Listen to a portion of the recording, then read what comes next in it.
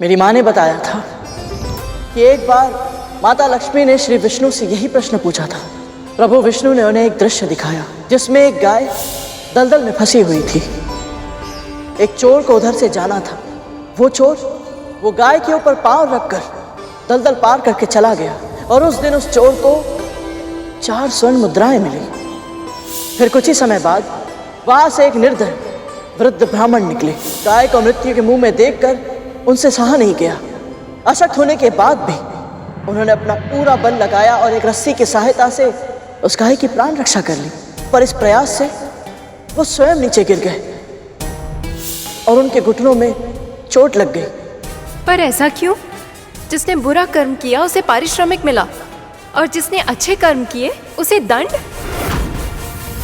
माता लक्ष्मी ने भी प्रभु विष्णु से यही प्रश्न किया। तब प्रभु विष्णु ने बताया कि उस दिन उस चोर के भाग्य में बहुत अधिक स्वर्ण था, पर कुकर्म के कारण उसे केवल 4 मुद्राएं मिली और दूसरी ओर उन ब्राह्मण के भाग्य में मृत्यु थी। पर अच्छे कर्म के कारण केवल एक साधारण सी चोट आई और सामने खड़े यमदूत वापस लौट गए।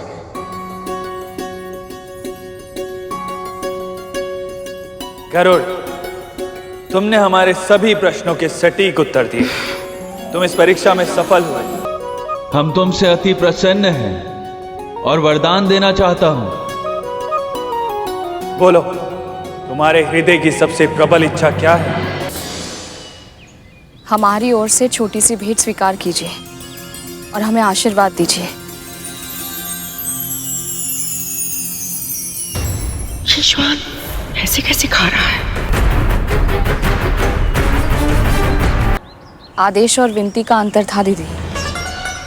आदेश सुनते ही मन विरोध करना चाहता है, पर यदि कोई नम्र भाव से विनती करे तो हृदय उसे स्वीकार करके उस बात को मानने की प्रेरणा देता है। आपने मुझे अपने वरदान के योग्य समझा। इससे अधिक प्रसन्नता की बात मेरे लिए और कुछ नहीं हो सकती देवी। पर इस समय मेरे मन में केवल एक ही इच्छा है कि आप मुझे और मेरे भाइयों को यहाँ से जाने की अनुमति दें, ताकि मैं बड़ी माँ के दिए कार्य को पूरा करके शीघ्र ही अपने घर लौट सकूं। तुमने एक बार फिर हमें अपनी कर्तव्य निष्ठा से प्रभावित किया।